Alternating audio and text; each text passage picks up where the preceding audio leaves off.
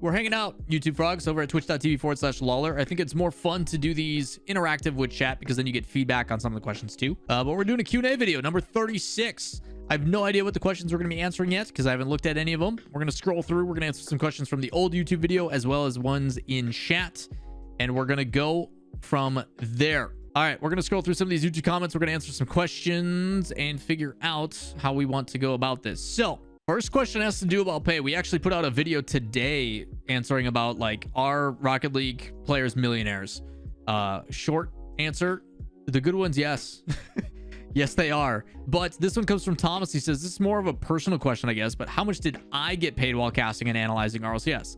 Was it a contract, salary, pay, game, deal? Was it good, or did you need to do extra stuff to make ends kind of meet? I'm just curious because a lot of people talk about wanting to get casting, and I'm curious myself, is it worth it once you get to the top of games?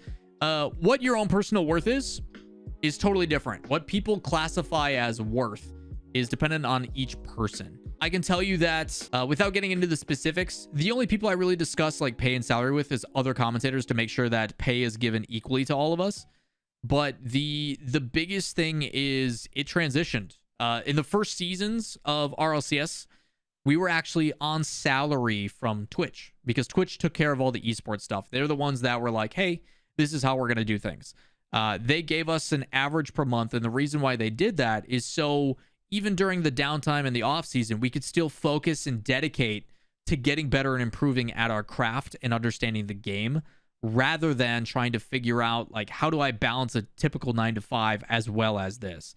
It's why I commend people like JamesBot and Gibbs for a long time. Corelli also just went full time. Like there is some that because it is not guaranteed, like the difficulty of when you are a freelance commentator at any given time, it can be over. Case in point, you know, I did it for 8 seasons and then all of a sudden, hey, we're not bringing you back. It happens. So there's always that uncertainty. And is it worth it? I can tell you 1,000%. The ability to do what you love, I don't know if you can really put a price on it. There is a certain point where you hit that like breaking point where you're just like, I can't work this hard for this little anymore. And there's certain things like that that come into mind, but we were always able to live comfortably. Like I will say this and credit to Psyonix. I don't know a lot of people that know this, but when COVID happened, right? When COVID happened, a lot of esports developers, they actually paid and tried to cut salaries of casters because they're like, oh, you're not flying out to the studio. You're not doing this anymore. Therefore, we can pay you less. Even though it's the same amount of work, it's just the environment is different. It's actually cheaper for the organizations and the developers to run because they're no longer having to rent studio space. Everything is done online. They're paying for the production team and stuff. They also thought that they could cut casters' pays. And Psyonix not only kept stuff the same, they increased how many dates all the casters got and gave them raises.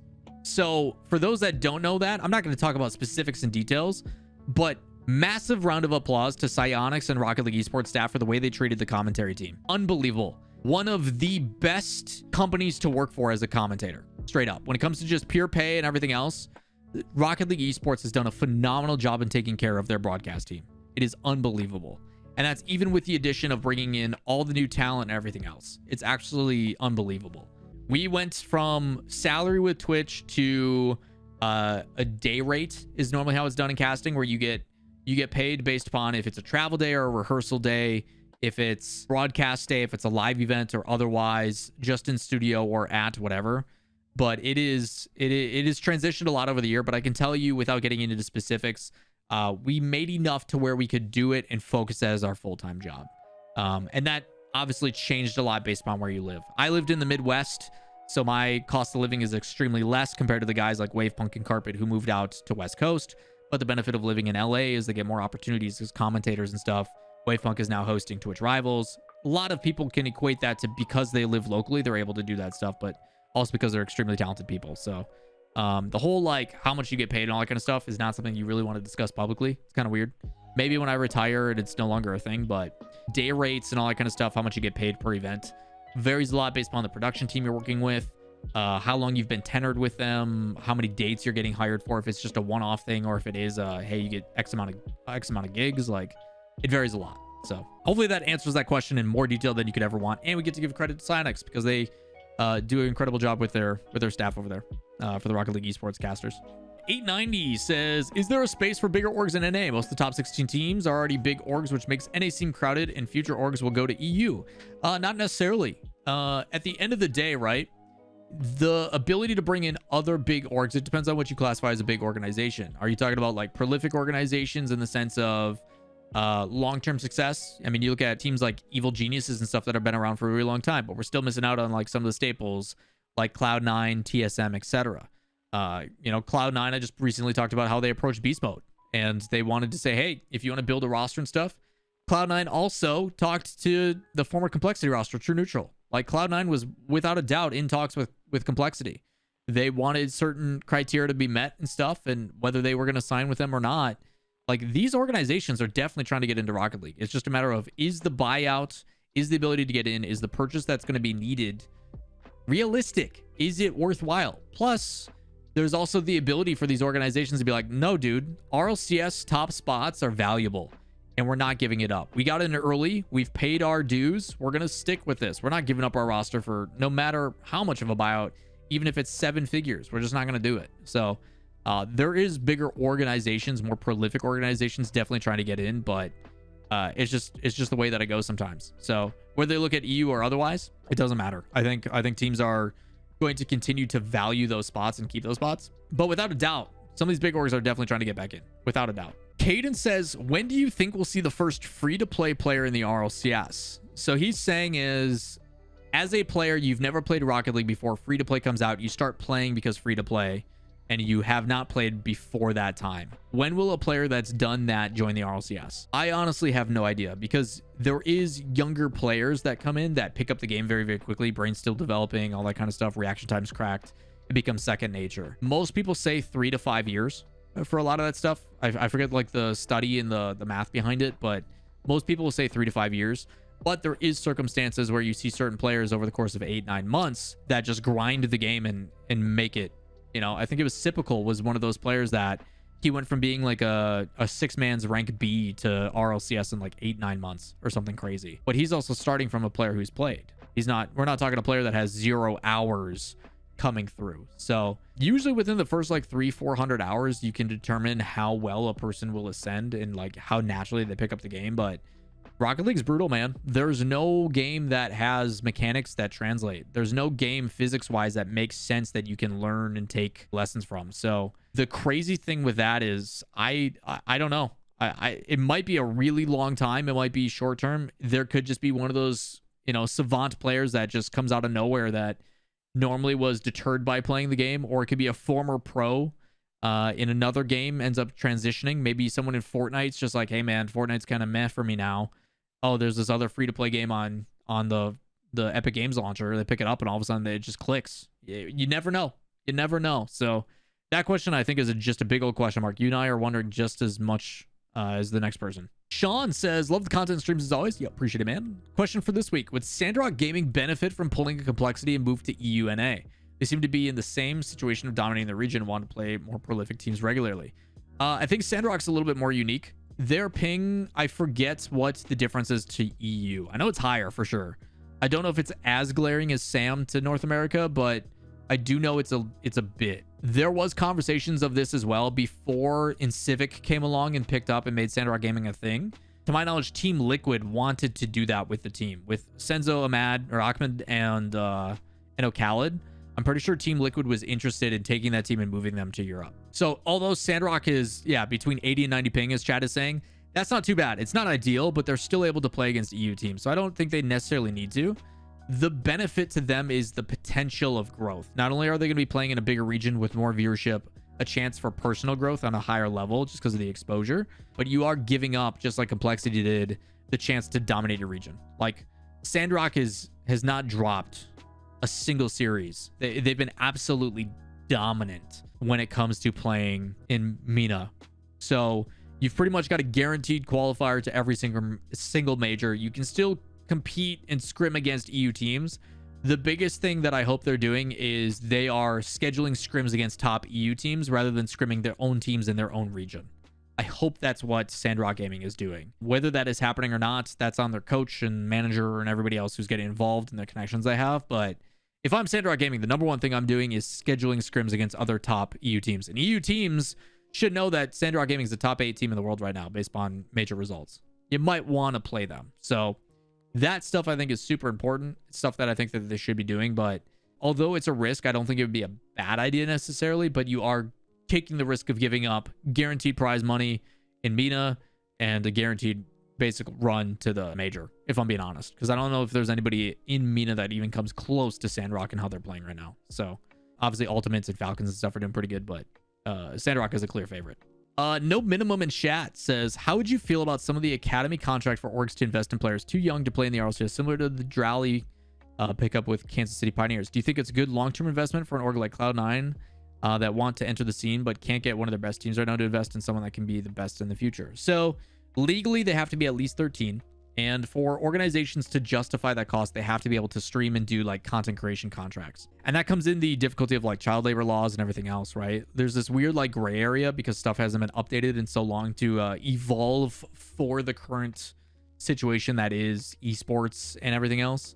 In franchise-based leagues and more prolific esports like League of Legends and stuff, academy teams and stuff and secondary teams make sense. They really do. In Rocket League, I still think we're in kind of our infancy stage. Like there's still so much for things to improve on in Rocket League.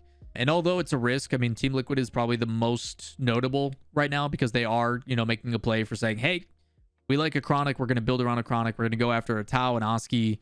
And that's the way things are going to go. We're going to plan for the future. If they were to do it even younger than that, I mean, so many things change when you're 13 to 14 to 15. Interests, involvement, maybe they get burnt out, and there's ways to entice them to keep them at it. But for all we know, like maybe Drawley, although early investment for Kansas City Pioneers, there's a chance that he doesn't want to stick with them when time comes around. Maybe Drawley is too good for that team and feels like, you know what, I want to take a proposal from another team and do tryouts elsewhere. So that's kind of the difficulty, right? Is although he's 13, when he becomes 15 and RLCS hits, is he still going to play for KCP because of that loyalty or not? Like, you don't know. It's a huge risk. It's a huge risk. I think it's a little bit different because in other esports too, like you have to play, you can play when you're 17 in League of Legends. I'm pretty sure the age restriction is. I think it's 17 or 18. I don't know if they changed it to 18, but for the long time, like with Shifter and stuff, it was 17. So the difference is you're taking our pros that can compete professionally now and 2 years later, you know, it's a very interesting concept with Rocket League. I think Rocket League, because the barrier for entry is 15, is so young. I don't know if it's a viable option. I do like the fact that if KCP is saying, hey, Jolly, you're 13, now 14. We're going to do our best to set you up for success. We're going to showcase, you know, hey, these are the types of things that you need to be doing. We're going to help you with media training. We're going to get you prepared for these types of things. I think having that, as long as it's done well, and they aren't like grooming these young players and taking advantage of their, you know, their youngness, then I think it could be beneficial. But I think media training, stuff like that helps with any team. Just because, you know, you're a young kid and being in front of a camera is weird. It's kind of odd. I still, you know, even as someone who's 30 and has been doing this for 6, almost 7 years, it's different if you've never done it before. So possibly, I don't know if I think academy teams work too well in Rocket League, but I do think having academy-based systems just to give people a place to play and grow isn't necessarily a bad idea. But I don't know if teams should proactively sign academy-based teams for long-term success. I don't know. It'd be interesting, man. It's a really interesting concept. Until someone does it or tries it out, I don't know how it's going to play out. Our final question comes from Chris Magno that says, question for Q&A. When do you think betting on Rocket League will become legal in the United States? I feel as though sports betting has been growing more and more due to less legal restrictions and more sports books opening up to different states. However, restrictions on esports in the US are still prevalent. Do you agree adding Rocket League to sports books will grow the esport? Yes, 1000%. Because if there's anything that is going to get more people in the mainstream invested, it's betting, gambling. Investment, literally and figuratively, will be a great way to get people invested. I mean, look at how big the fantasy football industry is. Look at how many people bet and gamble on football games based upon like the Super Bowl, coin flip heads or tails, who gets the first thing.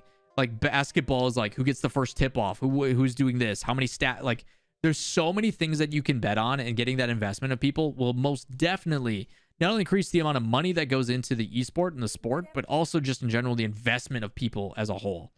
Like when you're spending literal money for odds and outcomes, people get invested. People are willing to sit and watch and figure out. So yes, there has been subtle betting on stuff like DraftKings in the past.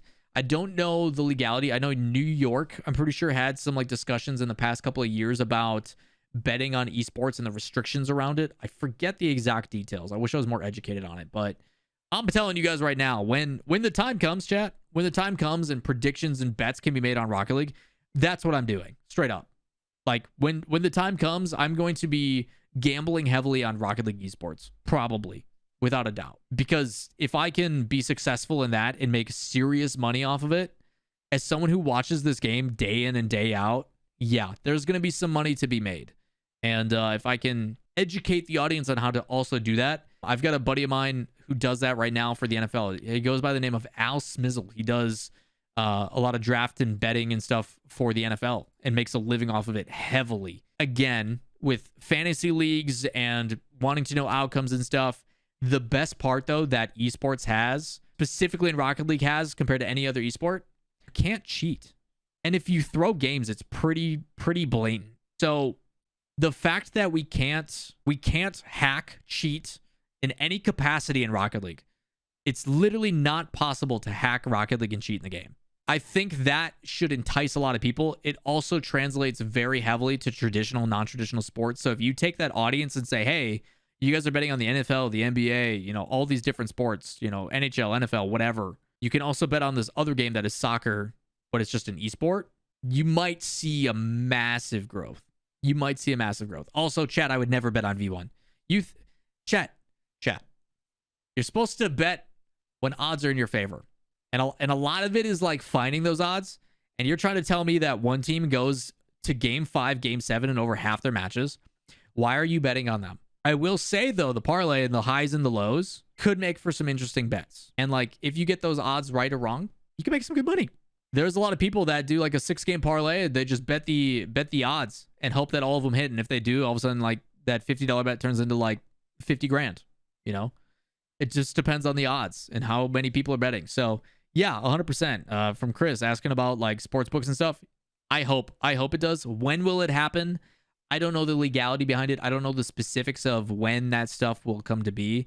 A lot of it is this older generation being like, hey man, video games are real and we can't ignore them anymore. You would think that an industry worth like $1.3 billion this year would turn heads, but again, they continue to say and push the narrative that video games are violent and lead to violence and blah, blah, blah, and perpetuate a bunch of uneducated nonsense on national television. So pretty crazy stuff, but I feel in time it's going to be an inevitability. When it happens, who knows? But what I do know is this video is coming to an end.